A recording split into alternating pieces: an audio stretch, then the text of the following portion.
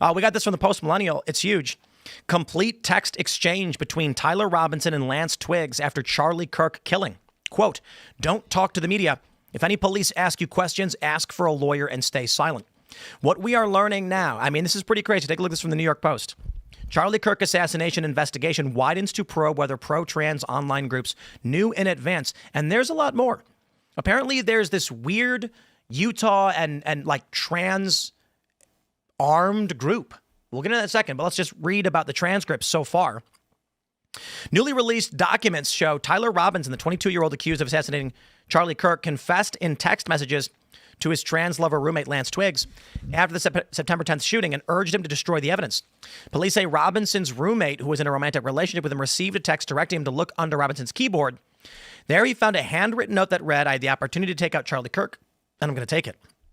In a series of texts, Robinson admitted responsibility. I'm sorry, he told his roommate, his lover, explaining, "I've had enough of his hatred. Some hate can't be negotiated out." He also described leaving his rifle hidden and worried it could be traced back to his family.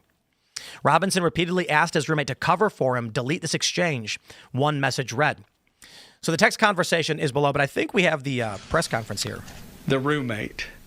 Police interviewed Robinson's roommate, a biological male who was involved in a romantic relationship with Robinson. The roommate told police that the roommate received messages from Robinson about the shooting, and he did provide those messages to police. On September 10th, 2025, the roommate received a text message from Robinson which said, "Drop what you're doing. Look under my keyboard." The roommate looked under the keyboard and found a note that stated, quote, "I had the opportunity to take out Charlie Kirk, and I'm going to take it." Police found a photograph of this note. The following text exchange, then took place. After reading the note, the roommate responded, "What? You're joking, right?" Robinson, "I am still okay, my love, but am stuck in Orem for a little while longer yet. Shouldn't be long until I can come home, but I gotta grab my rifle still. To be honest, I had hoped to keep this secret till I died of old age. I am sorry to involve you." Roommate, "You weren't the one who did it, right?" Robinson, I am. I'm sorry." Roommate, "I thought they caught the person." Robinson, "No, they grabbed some crazy old dude, then interrogated someone in similar clothing. I had planned to grab my rifle from my drop point shortly after, but most of that side of town got locked down. It's quiet, almost enough to get out, but there's one vehicle lingering." Roommate, "Why?" Robinson, "Why did I do it?" Roommate, "Yeah."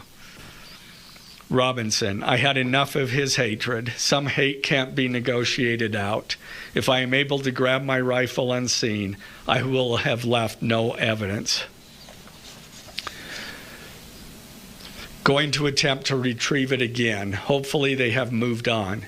I haven't seen anything about them finding it." Roommate, "How long have you been planning this?" Robinson, "A bit over a week, I believe. I can get close to it, but there is a squad car parked right by it. I think they already swept that spot, but I don't want to chance it." Robinson again, "I'm wishing I had circled back and grabbed it as soon as I got to my vehicle. I'm worried what my old man would do if I didn't bring back Grandpa's rifle. IDEK if it's had a serial number, but it wouldn't trace to me. I worry about prints. I had to leave it in a bush where I changed outfits. Didn't have the ability or time to bring it with. I might have to abandon it and hope they don't find prints. How the F will I explain losing it to my old man? Only thing I left was the rifle wrapped in a towel. Remember how I was engraving bullets? The F in messages are mostly a big meme. If I see notice bulge UWU on Fox News, I might have a stroke all right. I'm going to have to leave it. That really effing sucks. Judging from today, I'd say Grandpa's gun does just fine, IDK. I think that was a $2K dollar scope. Wink, wink. Robinson again, delete this exchange. Again, Robinson, my dad wants photos of the rifle. He says Grandpa wants to know who has what. The feds released a photo of the rifle, and it is very unique. He's calling me, RN, not answering. Robinson, since Trump got into office, my dad has been pretty diehard MAGA. Robinson, I'm going to turn myself in willingly. One of my neighbors here is a deputy for the sheriff. Again, you are all I worry about, love. That came from Robinson. Roommate, I'm much more worried about you. Robinson, don't talk to the media, please. Don't take any interviews or make any comments. If any police ask you questions, ask for a lawyer and stay silent. You know, he keeps saying love in the exchange, and they're like roommate over and over again. It's like, old man, understand what they're trying to convey. I will also add quickly, upon further investigation, our booking team has said, wait, we made the mistake. Adam, I apologize if I have impugned your honor. Apparently, Adam had written earlier in the message, October 16th, and then after the message had progressed to the 16th, they wrote down the 16th, not realizing it meant a month from now. Oh, see you next month, buddy. In the meantime, however, I do have the actual text exchange. And Matt Walsh makes an interesting point. He says, I am leaning very strongly towards the theory that this text exchange was scripted as a way to absolve the boyfriend. It's almost exactly what Walter White did at the end of Breaking Bad. This feels like a strategy they cooked up from watching too much TV. I largely agree. I say largely because when you take a look at the exchange, it is entirely plausible that it's real. A lot of people base their expectations on what people do and say on movies. And that means they assume everyone is going to have a dramatic response. Everyone is going to be bawling their eyes out. People react differently in different ways. Sometimes you just don't understand. And this could be entirely plausible. That being said, I don't believe, based off what we've seen with this investigation, where they're looking into whether these pro-trans groups knew in advance, this wasn't in a vacuum. They knew. And how the roommate would not have known is absurd to me. So I think it's entirely plausible that these messages were actually made as a, you couldn't have known. And then they can say, see, here's proof. He wasn't involved. Provides a lot of sympathy for the roommate. That is for sure. I feel real bad that the shooter seems to be putting this guy in a position where he's asking him to delete evidence and to become an accomplice in a murder investigation. I hope the roommate didn't delete the messages like he was asked to. But one of these things that messes is I'm wondering about is when he said he was engraving the bullets with LMAO or whatever the bullets were engraved. Who's he? Who's the guy that was engraving those bullets? That's the shooter. Him. Robinson. No, the shooter said when he was engraving the bullets. That's right. He's not talking about himself. Yes, he is. When he out of body. He said he's someone else. In the note, the shooter says to his roommate, when he was engraving the bullets, he's talking about someone else. He says, remember how I was engraving bullets? The effing messages are mostly a big meme. If I see Notice's bulge ooh-woo on Fox News, I might have a stroke, all right. All right, I thought he said I'm going to have to leave it. That really effing sucks.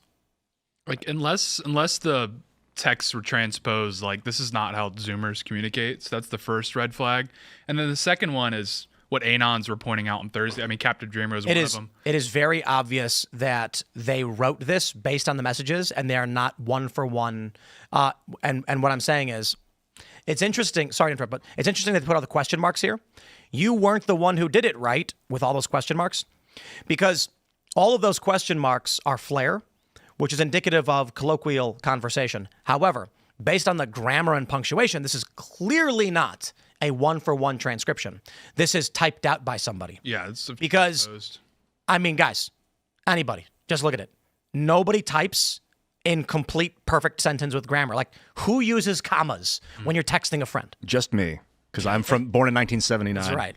But the other thing was, like I was saying, is like a few Anons pointed this out Thursday, pretty much right after. I think Captive Dreamer is one of them. Is a lot of transgender people in the area were saying something big is going to happen tomorrow, or they're preemptively celebrating and that sort of thing, which indicates that there was, indicates that there was some sort of network of transgender people in the area beforehand that maybe Tyler had tipped off. And so that's, to your point, how would the roommate not be in the know? I mean, he would be presumably a part of that. You know what he said? That he couldn't. It's at the very top of this message. I can't read it from this distance, but he said that I couldn't take his hate anymore. He's talking about himself. Talking about Charlie Kirk. Well, that's what he's projecting onto Charlie Kirk, but he's talking about his own inability to communicate. Here's the other thing I want to add. Notice the ellipses. It looks like they've omitted things. The ellipses in writing like this are usually indicative of pulling something out. And based on the structure of the ellipses, again, it may just be that they typed that in because they are taking communications they saw and retyping it out. They're stitching text together. There is a typo, IDEK. Oh, that's I don't even know. Yeah. In which case, there's not a single typo, which makes no sense. Because, bro, on my phone, especially with autocorrect, it is insane trying to send someone a message over any service, Discord, text, or otherwise. When it changes, I'll type in gov. Like, I want to say governor. So I'll type gov, and it'll go government. Yeah. It just fills up the whole. I'm like, that's not the word I wanted, and I got to go back. It's even long. It's a waste of time. I turned off autofill about 2 years ago. I'm like, just take it's like Luke Skywalker going in the Death Star. I'm like, get the computer out of my face. Yeah, but then I'm sausage fingering words and like I's and U's and. I'm so concerned that it's going to plug in some horrific meaning that I didn't intend. It's It does that. Yeah. The reason a lot of people are speculating that this maybe wasn't transposed is because a lot of the lines began without capitalization. And so a lot of people are saying, no, this could just be a direct rip from their correspondence. Okay. I don't believe it for a second. If the roommate was involved in any way, they should obviously be held to whatever laws that they violated in doing so. One of the details that I think goes against it, though, was them thinking that it was the old guy being caught being the actual shooter, because that's what Kash Patel originally put out. And Kash Patel's getting a lot of pushback for that detail, too, for fudging that detail. The old pedo, by the way, who has been charged now, or I should say alleged, been charged with child abuse materials, this is a crazy story. What is going on? Sure. But what do you think about that, too? Do you think Kash fumbled this at all early on, saying that the subject for the horrific shooting today that took the life of Charlie Kirk... Kash was not talking about the old man. He was talking about another person wearing similar clothes, and he didn't say suspect. He said subject, and he did make a mistake, but it's not the biggest deal in the world, in my opinion. I think it shows that they're real humans trying to deal with this. And what I can't stand is that, whenever you have a crisis or a catastrophe or disaster, you're not getting real answers. Like when Deepwater Horizon happened, like anyone seriously believed the statements from BP when they were coming out and talking about it? It's like, I got a bridge to sell you. This shows... In my opinion, Kash is actually just a guy who's trying to do this job, and he's not treating it the way previous administrations and previous FBI heads have. And that means he's trying to be transparent. He was trying to give information to people, and for that, he went early, and he made a mistake with it. Not that big a deal. I don't think it's the end of the world. And a lot of people are ragging on him, saying he didn't do anything anyway. The family turned him in. And I'm like, yeah, only because they published information and they were doing the groundwork investigation, and then they're verifying the guy. So what I will say is these messages, there's a couple ways I look at it. The first and highest probability, in my opinion, is that this is transposed. No millennial. I mean, Phil, you're Gen X. Do you type like that? No. Yeah, no, nobody does. Maybe voice to text for some of it or something. That's true, but it would get words wrong. But fair, both are using voice to text? No. I don't know. And one's at a computer says, look under my keyboard.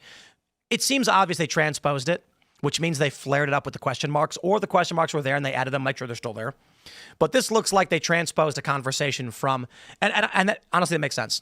Could you imagine trying to translate Gen Z to a general public? Nope. It would say like, no, like, are you the one who did it? I am. No cap. The average person would be like, huh? Yes, I am. I'm sorry. How do you say I'm sorry in Gen Z? My fault. My bad? Yeah. My bad. No cap. No cap. I'm my bad. Saws is an SOZ, or is that a little out now? I think that's you guys. Yeah. Oh, that was like the third generation after me. Before you, I don't know how far. There is, however, another high probability, in my opinion, though much lower than chance, is what Matt Walsh said. The reason why it looks unlike Gen Z is that the message was written by them intentionally to isolate any external groups who aided and abetted this. As we already mentioned, they're investigating these other groups for foreknowledge. It seems, listen, 7 different social media channels, accounts, had posted foreknowledge of the event. How many lottery numbers are there? 6? Yeah, it's like usually 6 or 7. 6 and then like a Powerball or whatever. Okay, so it's a lottery tickets. It's greater than a lottery tickets chance that these people were able to predict days and even a month in advance this was going to happen. I wouldn't be surprised if it turns out this was actually written intentionally by them so that when they got caught, or if they got caught, they could say this absolves anyone else of responsibility and proves it because they had no idea. Well, if the roommate did have any knowledge of this, I think Robinson wouldn't be stupid enough to write it down in a Discord server or over text or something stupid like that. If they lived together, they probably talked about it in person. Like that's what I think is a lot more likely. I think he was still near the scene. That's why he was saying, "Oh, I'll come back for the rifle later." No, but if he knew ahead of time, like anything that he would do anything, sure, I don't think he'd tell him. With like an online record. You're saying if the roommate knew, there's no need to go into a textual communication about it. They already knew ahead of time. I think Robinson would say to the roommate in person in such a way that wouldn't be able to leave a trace. Well, apparently, my understanding is that they deleted this. They thought that by saying it and then erasing it, it wouldn't be caught by the FBI, but that's ridiculous. Like if these guys are roommates, they're probably hanging out on the couch. Robinson really hates Kirk. He's saying like, "Oh, he couldn't get home." Roommates? You mean they're hanging out in bed, hanging out in bed, having some pillow talk, thinking, "Oh wow, Charlie Kirk's such a big bully." Like, and I hear he's coming to town. Some pillow talk. You hear he was like, "Yeah, but he says I'm stuck in Orem. I won't make it home." Oh no, but I'm saying if we're looking for more information about the roommate being involved in this one way or another. You know what's fascinating about this? Like, is The roommate sounded like the roommate. I mean, I don't know whether or not this is an actual genuine exchange, but the way that it sounds, it doesn't sound like the roommate actually had foreknowledge. At least not to me. yeah, because he kept asking, "Are you serious?" I'm sure that my personal opinion is, come on. Yeah. Like the boyfriend was just secretly plotting the whole time. He would be the only transgender person in all of Utah, evidently, that didn't know this was going to happen. Exactly. All these other people were posting, like, wait till you see what happens to Charlie Kirk. It sounds like, and Cash said this. He was asked, are you investigating the other people in the 20 people in Discord? And he says it's a lot more than that. It's a lot more than that. Oh, yeah. So these people who posted online, these are the weak links. Mm-hmm. Because if you've got a Discord with a couple hundred people in it, and someone says they're going to go harm Charlie Kirk, keep your mouth shut. The giddy losers went, ooh, I have to tell somebody. I have to tell people because I get to know. But everybody knows. You got to, that is the weak link, right? Like, for instance, if someone were to have given pre-release Magic the Gathering cards to Tim Pool, and I came out and started posting pictures of them, then people could get in trouble. Mm-hmm. So nothing like that has ever happened. Yeah, that would be a big mistake if something like that were to ever happen. I know. You can't give Magic the Gathering cards to someone before their release date. No, you can't. You can't do anything like that. But I'm only joking because Spider-Man's coming out soon. I have no foreknowledge of Spider-Man. Snap. That's gonna be cool. They're doing the Spider-Man stuff. But that's the point, right? If you were to get something in advance, there are people who want everyone to know that they're special. Yep. And these 7 people who released that, they couldn't stand that they knew and other people didn't know they knew, so they had to say it. Very common with music journalists. Oh, yeah. Back when you used to give them the record to review, they'd be like, oh, I got it. And they'd talk to their friends and give people copies. They want to brag about how they got it. You said something kind of simply, Phil, that if this is even real, and because I'm still in like shock from the passport of the terrorist hijacker of 9/11 that they found on the ground. I'm putting it in air quotes because this was the official story. They found the hijacker's passport, which is evidence that he was the one that blew up the building nearby.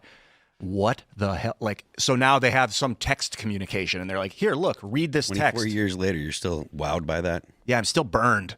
Like, I just don't trust the government. I don't trust the media. Well, I mean, there's plenty of reason to not trust the government, but as for, this particular stuff, the evidence seems to point to that there were a lot of people that knew about this. Thanks for checking out this clip from Timcast IRL. Make sure to watch the show live Monday through Friday at 8 p.m. Subscribe to this channel, and we will see you all there.